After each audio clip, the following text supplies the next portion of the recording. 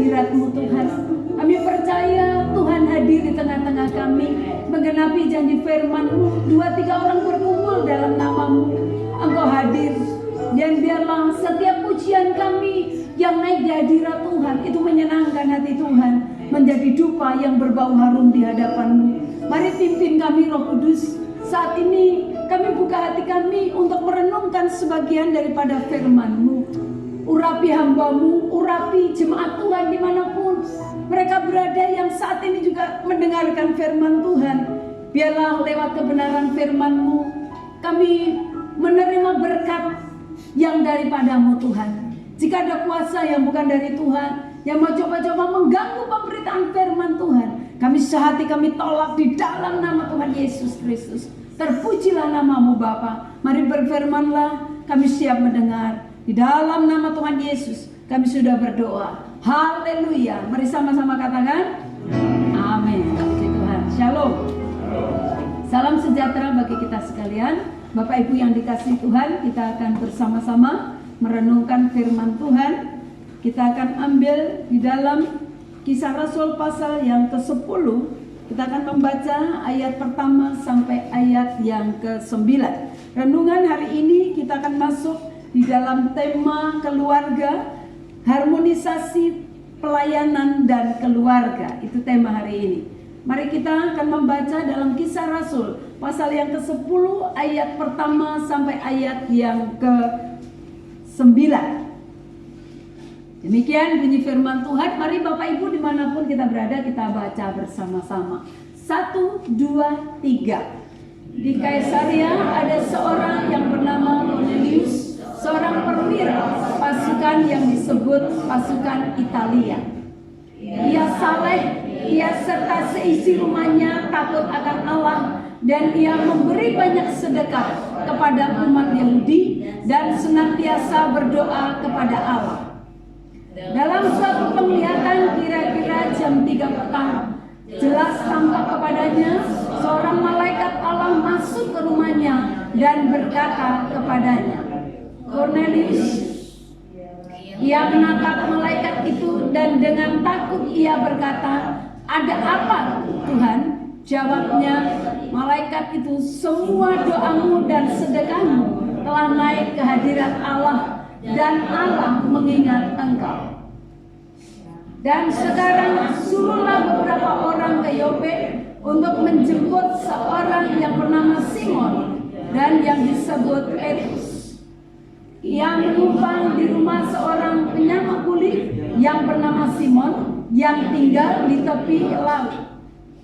Setelah malaikat yang berbicara kepadanya itu meninggalkan dia, dipanggilnya 2 orang hambanya serta seorang prajurit yang saleh dari orang-orang yang selalu bersama-sama dengan dia.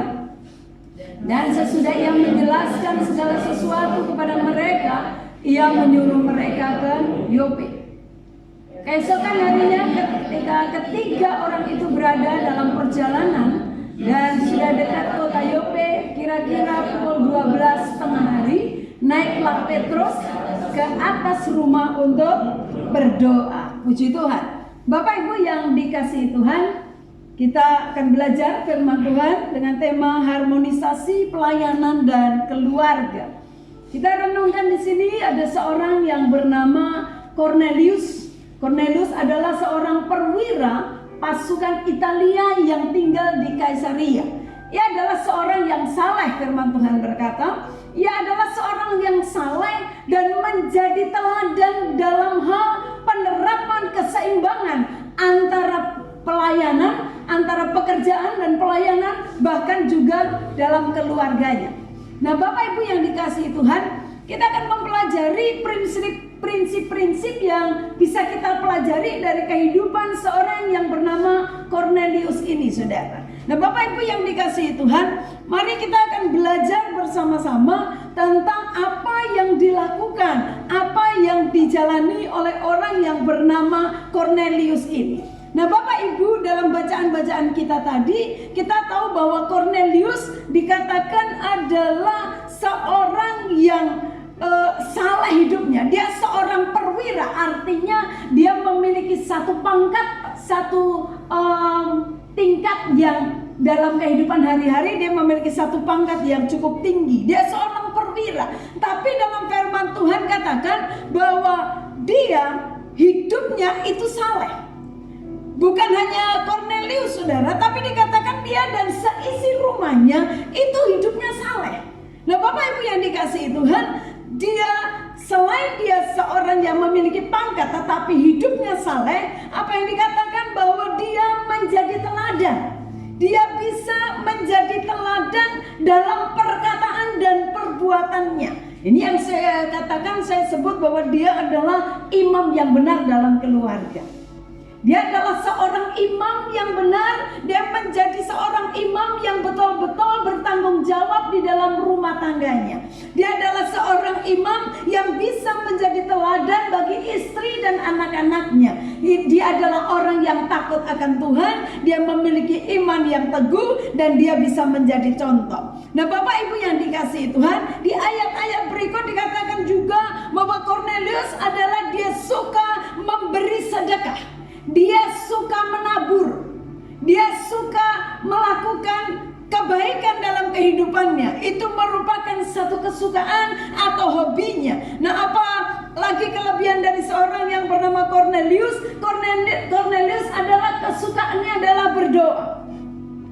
Kornelius kesukaannya adalah berdoa. Firman Tuhan berkata bahwa Kornelius senantiasa berdoa. Saudara bisa perhatikan di dalam ayat yang kedua. Dan senantiasa berdoa kepada Allah. Inilah yang dilakukan oleh seorang yang bernama Kornelius. Nah, Bapak Ibu yang dikasihi Tuhan, sehingga dikatakan pada saat jam 3 petang, saudara, ada malaikat yang menampakkan diri kepada Kornelius. Ada malaikat Tuhan yang menampakkan diri kepada Kornelius. Kita lihat di dalam ayat yang keempat. Saudara, ayat yang keempat dari bacaan ini dikatakan, ia menatap malaikat itu dan dengan takut ia berkata, ada apa Tuhan? Jawab malaikat itu, semua doamu dan sedekahmu telah naik ke hadirat Allah dan Allah mengingat engkau. Bapak Ibu yang dikasihi Tuhan, pada saat Kornelius berdoa, pada saat saudara dan saya berdoa, saya percaya bahwa Tuhan hadir, saudara, dalam setiap persekutuan kita.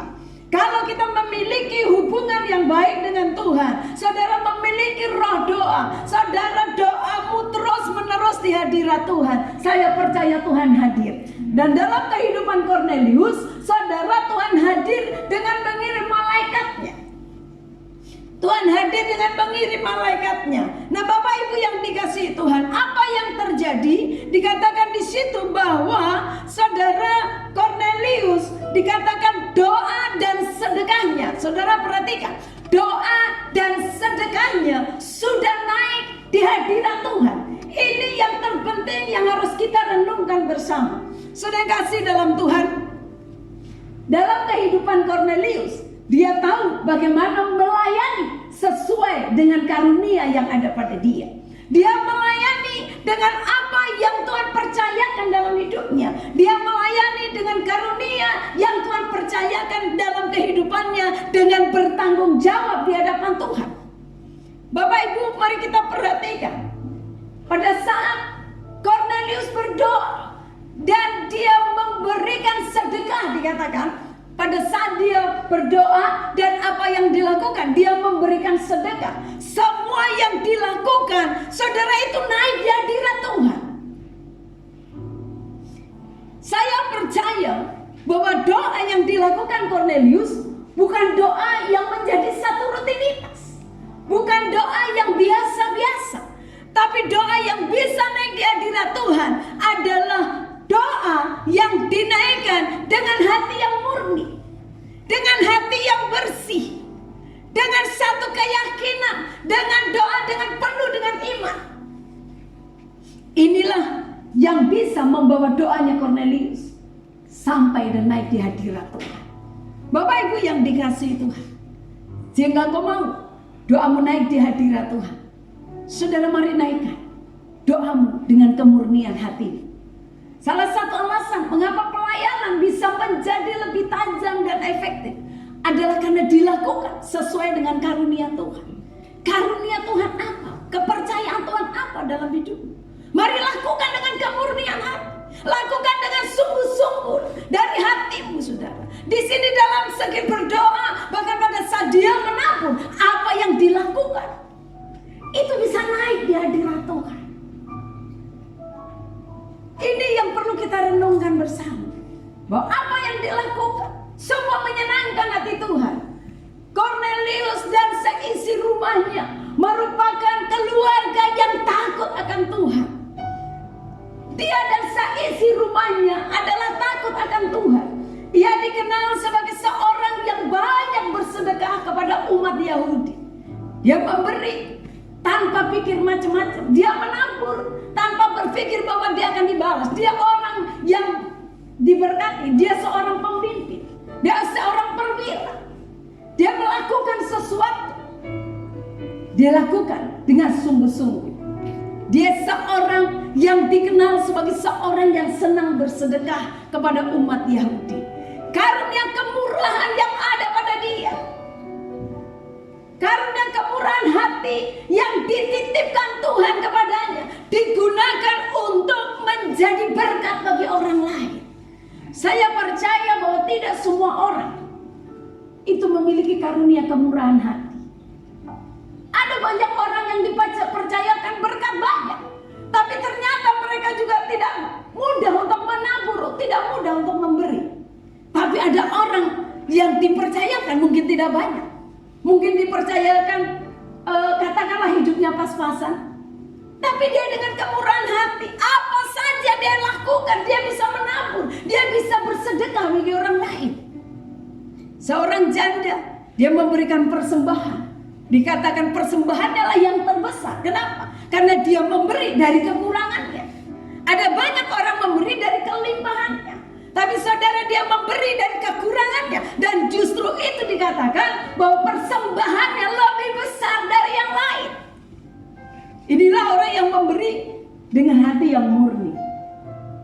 Persoalannya bukan berapa banyak saudara dipercayakan Tuhan, bukan berapa banyak saudara memberi sedekah, bukan berapa banyak saudara menabur, tapi persoalannya adalah apakah saudara melakukan itu karena saudara mengerti firman Tuhan, apakah saudara melakukan itu karena saudara mengasihi Tuhan. Ini akan menjadi perenungan bagi kita. Bapak Ibu yang dikasihi Tuhan, bagaimana supaya menabur kita atau sedekah kita, dikatakan dalam firman ini, dikatakan sedekah saudara itu bisa naik di hadirat Tuhan, bisa menyenangkan hati Tuhan. Saya percaya bahwa apa yang kita tabur, kita harus menabur dengan motivasi yang benar. Kita harus menabur dengan motivasi yang benar. Dalam zaman situasi yang sulit pada saat ini, mari saudara lakukan karena engkau mengasihi Tuhan. Akan sangat sulit kalau orang sedang kondisi sulit, kita bisa menabur, bisa menolong orang lain. Kita bisa berkata, aku aja kurang, aku aja susah. Tapi ada banyak orang yang dalam kesulitannya, dia menabur, dan apa yang dia tabur, pada saat taburannya naik di hadirat Tuhan dengan segala kekurangannya, saudara, saya percaya kalau taburannya naik di hadirat Tuhan, firman Tuhan berkata Tuhan akan membalas berlipat-lipat kali ganda. Dan kalau naik di hadirat Tuhan, saya percaya langit akan terbuka dan berkat-berkatnya akan dicurahkan bagi kita. Amin. Berkatnya akan dicurahkan bagi kita. Bapak Ibu yang dikasihi Tuhan, firman Tuhan berkata, kalau engkau melakukan sesuatu untuk orang yang paling hina, firman Tuhan berkata, untuk orang yang paling hina, kamu melakukannya untuk aku, kata Tuhan Yesus. Pada saat engkau melakukan untuk orang yang paling hina, engkau melakukan seperti untuk Tuhan. Apa maksudnya untuk orang yang paling hina? Saya mau katakan bahwa orang yang paling hina, saudara, ini adalah orang yang tidak mungkin dia bisa membalas apa yang saudara lakukan. Orang yang paling hina adalah pada saat engkau menabur, dia tidak mungkin bisa membalas apa yang saudara lakukan. Taburlah kepada tempat-tempat di mana dia tidak bisa membalas apa yang kau tabur. Karena pada saat dia tidak bisa membalas, Bapa kita, Tuhan kita yang hidup, dia yang akan membalas apa yang saudara lakukan. Jangan menuntut untuk orang harus melakukan sesuatu buat kita. Jangan menuntut. Kalau kau sudah melakukan sesuatu, saudara menuntut bahwa supaya orang itu membalas kita. Saudara sudah terima upahnya. Tapi mari lakukan dengan hati yang murni. Firman Tuhan berkata, kalau engkau menabur dengan mencucurkan air mata, artinya engkau menabur dengan mencucurkan air mata adalah sesuatu yang begitu berat, begitu sulit sebenarnya. Tapi karena engkau mau belajar taat dengan Tuhan, mungkin kau diperintahkan Tuhan untuk melakukan sesuatu dengan apa yang ada padamu. Mungkin sudah tidak ada yang lain. Sulit karena engkau harus menabur dengan mencucurkan air mata. Tapi karena engkau mengasihi Tuhan, firman Tuhan berkata, engkau akan menuai dengan sorak-sorai. Siapa yang menabur dengan mencucurkan air mata, dia akan menuai dengan sorak-sorai. Bapak Ibu yang dikasihi Tuhan, pelayanan harus dimulai dari rumah. Pelayanan harus dimulai dari rumah kita. Pada saat saudara berdoa, pada saat saudara berseru, saudara, Tuhan mendengar doa dan seruan kita. Karunia rohani apakah yang ada pada kita, yang Tuhan bisa temukan dalam hidup kita? Apa yang bisa kita temukan dalam diri kita? Apa yang Tuhan percayakan dalam kehidupan kita? Bagaimana dengan apa yang Tuhan percayakan itu? Apakah saudara bertanggung jawab di hadapan Tuhan dengan cara kita kembangkan untuk kemuliaan nama Tuhan? Gunakan kepercayaan Tuhan, talenta, karunia, digunakan untuk kemuliaan nama Tuhan, untuk pekerjaan Tuhan, untuk pelayanan saudara. Bapak Ibu yang dikasihi Tuhan, dengarkan perintah Tuhan. Cornelius, dia orang yang senang berdoa. Orang yang senang berdoalah yang akan peka dengan suara Tuhan. Orang yang senang di hadirat Tuhan, dia yang akan bisa mendengar suara Tuhan. Kalau saudara biasakan telingamu untuk mendengar hal-hal dunia ini saudara, sehingga telingamu akan sulit untuk mendengar suara Tuhan. Tapi pada saat engkau banyak ada di hadirat Tuhan, engkau terus bersekutu dengan Tuhan, apa yang saudara dapat?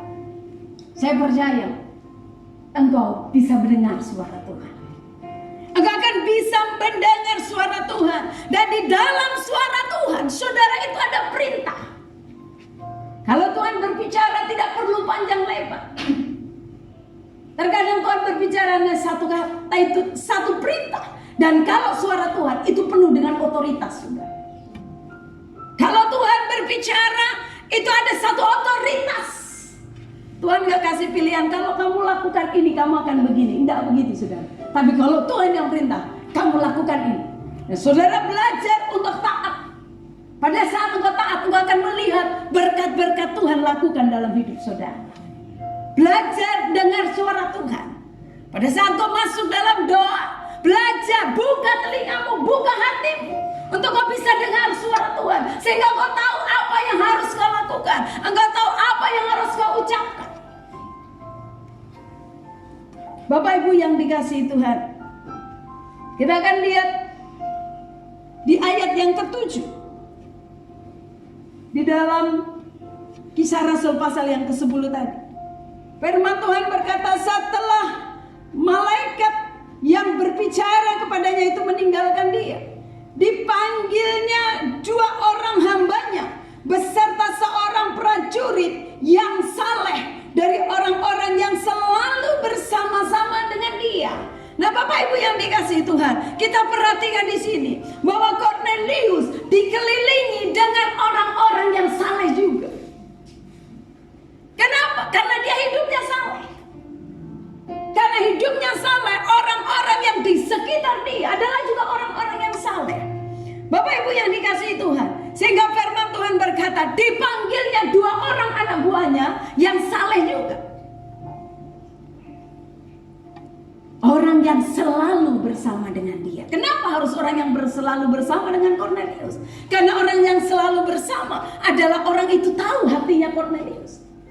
Karena orang yang selalu bersama, dia tahu kehidupan Kornelius. Dia tahu bagaimana seorang pemimpinnya. Dan dikatakan dipilihnya orang yang saleh juga, saudara. Jadi tidak main-main memilih orang-orang untuk bisa mendampingin kita. Kita perlu orang-orang yang takut akan Tuhan. Kita perlu orang-orang yang saleh, yang mendampingi kita. Firman Tuhan berkata bahwa pergaulan yang buruk itu merusak kebiasaan yang baik. Pergaulan yang buruk merusak kebiasaan yang baik. Oleh sebab itu Kornelius tahu dia harus memilih juga orang-orang yang saleh, yang bisa mendukung dia, yang bisa ikut bersama dengan dia. Karena kalau dia memilih orang-orang yang tidak sejalan dengan dia, saya percaya bahwa pekerjaan apa yang dilakukan tidak akan maksimal berhasil. Dia perlu orang-orang yang sehati dengan dia. Dia perlu orang-orang yang baik dengan dia. Pergaulan yang buruk bisa merusak kebiasaan yang baik. Saudara harus pilih orang-orang yang betul-betul bisa mendukung saudara.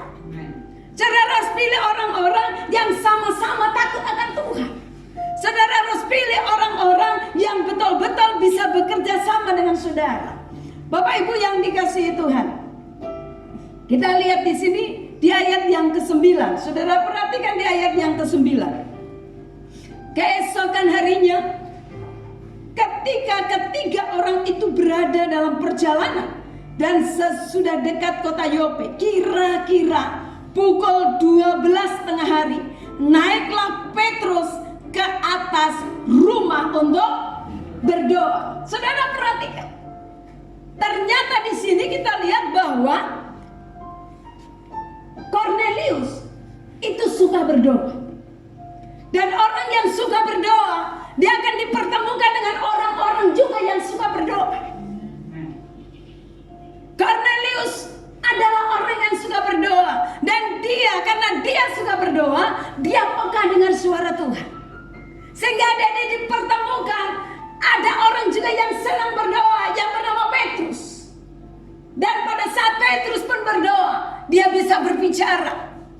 Bapak Ibu yang dikasihi Tuhan, perhatikan di sini bahwa doa yang satu dan doa yang satu bisa sama-sama naik di hadirat Tuhan, dan Tuhan bisa memberikan konfirmasi di situ. Dia bisa berbicara kepada dua-duanya pada saat dua-duanya berdoa dengan sungguh-sungguh di hadirat Tuhan. Saudara temukan dengan orang-orang yang sama-sama suka berdoa. Pada saat kau sama-sama naik di hadirat Tuhan, engkau akan bisa terima pesan Tuhan yang sama. Di satu bisa terima pesan Tuhan, di sini pun bisa terima pesan. Kenapa saudara? Karena sama-sama di hadirat Tuhan. Nah Bapak Ibu yang dikasihi Tuhan, orang yang suka berdoa, saya percaya akan dipertemukan dengan orang-orang yang suka berdoa. Kita akan perhatikan bagian yang selanjutnya. Apa yang dilakukan Kornelius, saudara? Tadi Kornelius yang melayani sesuai dengan karunia yang Tuhan percayakan bagi dia. Bagian yang selanjutnya, bagian yang kedua adalah dia membawa orang lain untuk mengenal Tuhan. Ini yang dilakukan oleh Kornelius. Dia membawa orang-orang yang ada di sekitar dia untuk mengenal Tuhan. Kita lihat di ayat yang ke-23 dan ayat yang ke-24. Ayat 23 dan ayat yang ke-24 dalam Kisah Rasul 10 tadi, firman Tuhan berkata, ia mempersilakan mereka untuk bermalam di situ. Keesokan harinya ia bangun dan berangkat bersama-sama dengan mereka, dan beberapa saudara dari Yope menyertai dia. Ayat 24, dan pada hari berikutnya sampailah mereka ke Kaisaria. Kornelius sedang menantikan mereka, dan ia telah memanggil sanak saudaranya dan sahabat-sahabatnya berkumpul. Saudara kasih dalam Tuhan, Kornelius dikatakan bahwa dia membawa orang lain untuk bisa berjumpa dengan Tuhan. Dia bukan orang yang egois. Dia mengumpulkan sanak saudaranya untuk mereka bisa mendengar firman Tuhan. Jadi selain dia Cornelius juga rupanya memiliki satu kerinduan agar orang lain juga bisa mendengar Injil Tuhan. Agar orang lain bisa mendengar Injil. Agar orang lain yang ada di sekitar dia, dikatakan dia juga bisa menerima keselamatan. Apa yang dilakukan Cornelius? Dia kumpulkan orang-orang yang ada di sekitar dia. Itu sebabnya dikatakan ia mengumpulkan sanak saudara dan sahabat-sahabatnya untuk berkumpul, saudara. Mungkin saudara nggak bisa memberitakan Injil, saudara bisa kumpulkan orang-orang yang ada di sekitar saudara, saudara-saudara, keluarga saudara bisa dikumpulkan. Pada saat saudara mengadakan satu ibadah di rumahmu, ajak mereka. Paling tidak mereka harus mendengar Injil. Yang memberikan kesempatan kepada Petrus untuk berbicara dan menyatakan kebenaran. Saudara, bagiannya Cornelius adalah mengumpulkan orang. Dia kumpulkan orang-orang, saudara-saudaranya dia kumpulkan. Kemudian Petruslah yang menyampaikan kebenaran firman Tuhan. Dan saudara, apa yang terjadi oleh pemberitaan firman Tuhan yang disampaikan oleh Petrus? Keluarga-keluarga Cornelius akhirnya mengenal Tuhan. Ada bagian yang Cornelius lakukan, ada bagian yang Petrus lakukan. Inilah yang harus kita kerjakan. Nah, Bapak Ibu yang dikasihi Tuhan, hasilnya saudara, pada saat Cornelius mengumpulkan keluarganya, Petrus menyampaikan firman Tuhan, dikatakan hasilnya adalah Roh Kudus dicurahkan ke atas orang-orang itu. Roh Kudus dicurahkan atas mereka pada saat mereka mendengarkan firman Tuhan. Saudara bisa lihat di ayat yang ke-44. Saudara perhatikan di situ.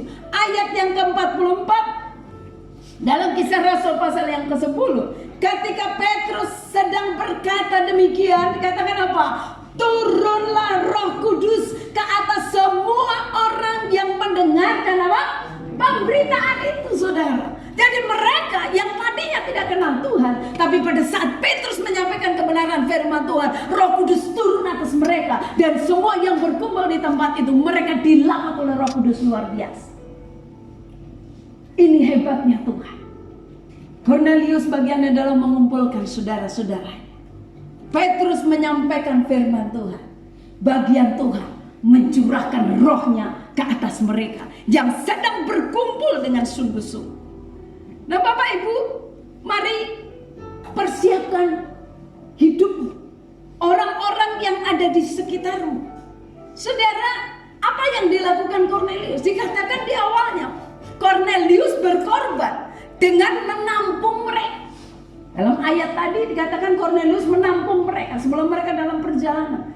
Inilah yang dimiliki oleh Cornelius. Hatinya sangat mengasihi Tuhan.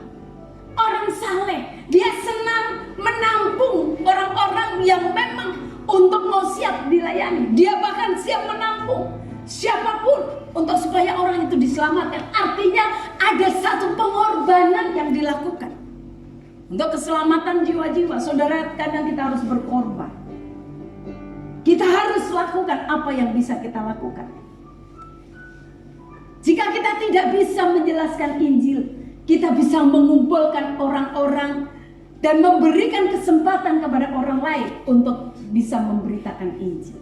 Kalau saudara nggak bisa bersaksi, kumpulkan saja, panggil hamba Tuhan untuk bisa menyampaikan firman Tuhan. Bapak Ibu yang dikasihi Tuhan, Cornelius melakukan bagiannya. Firman Tuhan berkata, kalau engkau melayani nabi, saudara akan terima berkat nabi. Kalau saudara melayani hamba Tuhan, melayani gembala, saudara akan terima berkat gembala. Saudara melayani penginjil, saudara akan terima berkat penginjil. Jadi apa yang saudara lakukan, mari lakukan. Apa yang Cornelius lakukan? Dia melakukan, mengumpulkan orang-orang. Dan dia terima berkatnya. Orang-orang yang dikumpulkan, semua dilawat oleh Tuhan. Dan mereka menerima Injil Tuhan. Bapak Ibu yang dikasihi Tuhan, kumpulkan orang-orang yang ada di sekitar. Jangkau mereka. Dalam doamu, kumpulkan. Supaya mereka dengar Injil. Kalau saudara berkata sulit, saudaranya mengumpulkan. Pada saat saudara kumpulkan, panggil hamba Tuhan untuk memberitakan Injil. Yang membuat bertobat bukan saudara dan saya, tapi yang membuat bertobat adalah Tuhan. Roh Kudus yang akan menobatkan mereka, karena Dia yang akan melawat kita. Bapak Ibu yang dikasihi Tuhan, apalagi yang dimiliki oleh Cornelius? Cornelius adalah orang yang sangat rendah hati. Cornelius adalah orang yang sangat rendah hati. Saudara, mari perhatikan di ayat yang ke-26 dan ayat yang ke-27. Saudara perhatikan ayat 26 dan ayat yang ke-27. Tetapi Petrus menegakkan dia. Katanya, bangunlah, aku hanya manusia biasa. Saudara perhatikan di situ. Di ayat yang ke-25 saya baca, ketika Petrus masuk, datanglah Cornelius menyambutnya dan sambil tersungkur di depan kakinya, ia menyembah Petrus. Saudara, tidak mudah seorang perwira dikatakan dia datang. Pada saat datang Petrus, seorang hamba Tuhan, dia merendahkan diri, dia sujud menyembah Petrus. Itu bukan sesuatu yang mudah. Tapi orang yang memiliki kerendahan hati, dia mau tersungkur karena dia tahu pengurapan yang ada pada Petrus. Dia tahu pengurapan yang ada pada Petrus adalah pengurapan Tuhan. Saat dia sujud di depan kaki Petrus, saya percaya di hatinya bahwa dia sujud di hadapan Tuhan. Cornelius adalah orang yang memiliki kerendahan hati yang luar biasa. Mari belajar, hormatilah hamba Tuhan. Kalau engkau mau diangkat Tuhan, firman Tuhan berkata, jangan engkau menyombongkan diri. Orang yang angkuh akan diturunkan oleh Tuhan, tapi orang yang rendah hati, dia akan diangkat oleh Tuhan. Amin. Orang yang rendah hati akan diangkat oleh Tuhan. Tuhan menentang orang yang congkak dan mengasihi orang yang rendah hati.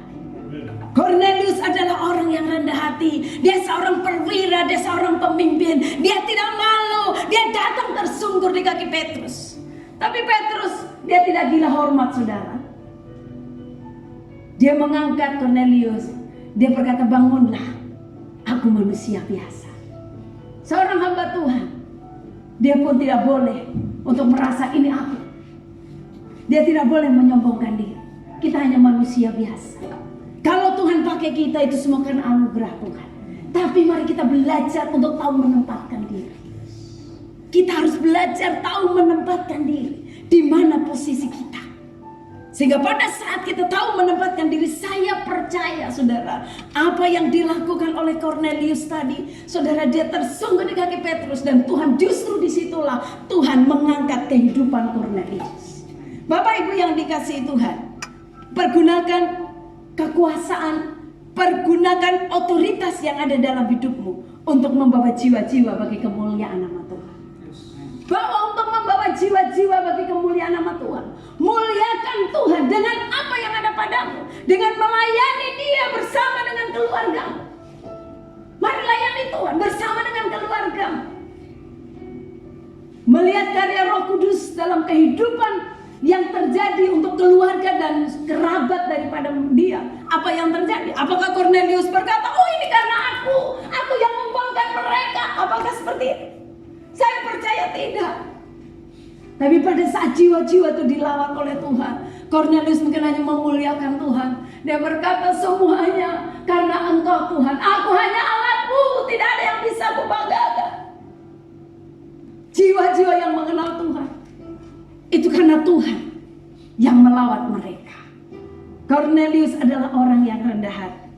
Bapak Ibu yang dikasihi Tuhan, yang selanjutnya mari kita renungkan. Layanilah Tuhan bersama dengan keluargamu. Layanilah Tuhan bersama dengan keluargamu. Ajak anak-anakmu dari kecil belajar melayani Tuhan. Ajak anakmu dari kecil berdoa. Ini yang dilakukan oleh Cornelius. Dia bersama dengan keluarganya adalah orang-orang yang takut akan Tuhan. Bukan saja Cornelius sebagai imam, tapi semua keluarganya, istri dan anak-anaknya adalah orang-orang yang takut akan Tuhan. Dia bisa membayangkan kalau keluargamu bersama-sama melayani Tuhan, orang-orang yang takut akan Tuhan. Oh, pada saat engkau berkumpul, mau mengagungkan dan memuliakan Tuhan, hadirat Allah akan memenuhi keluargamu.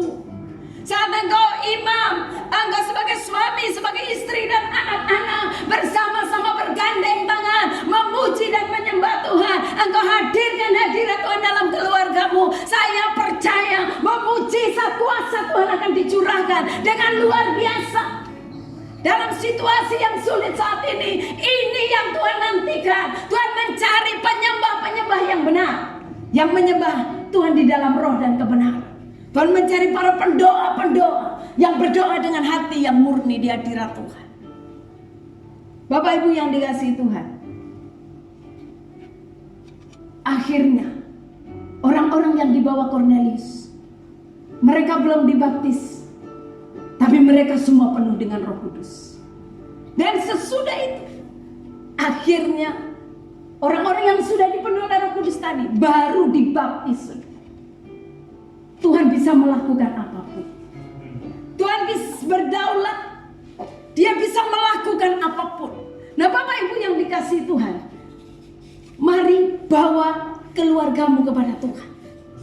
Bawa saudara-saudaramu datang kepada Tuhan. Tuhan yang akan menjamah dan melawat mereka.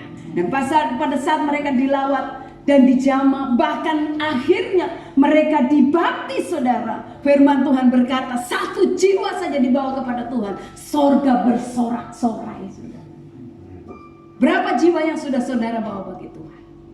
Apa yang bisa kau lakukan? Ada bagiannya Kornelius, ada bagiannya Petrus, ada bagian saudara, ada bagiannya hamba-hamba Tuhan.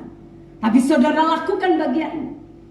Dan pada saat kau lakukan bagianmu, Tuhan akan melakukan bagiannya. Bagaimana kita bisa membangun kebiasaan dalam keluarga yang berorientasi kepada kemuliaan nama Tuhan? Ini yang menjadi PR bagi kita. Bangun kebiasaan dalam rumah tanggamu. Bangun kebiasaan di dalam keluargamu yang berorientasi pada kemuliaan nama Tuhan. Engkau melakukan semuanya untuk kemuliaan nama Tuhan.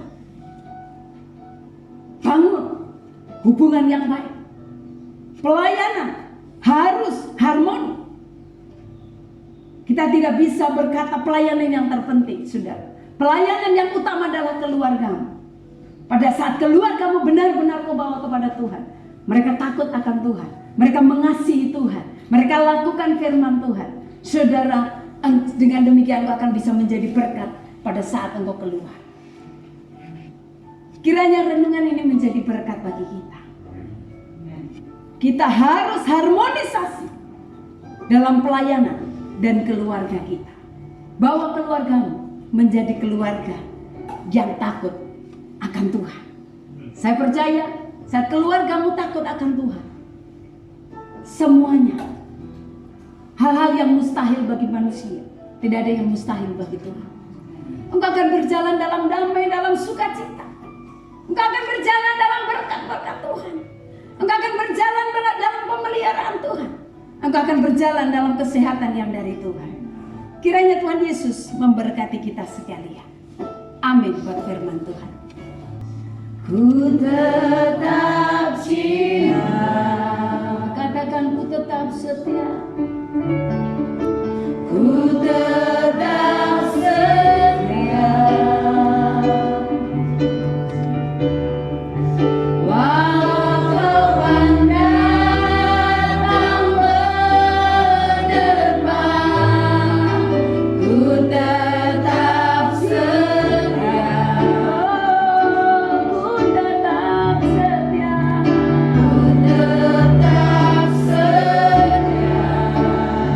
Mau tetap setia.